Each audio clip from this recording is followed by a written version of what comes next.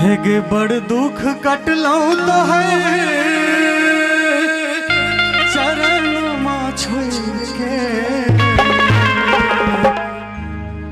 बड़ दुख कटलौ तो है चरण माँ छोड़ के।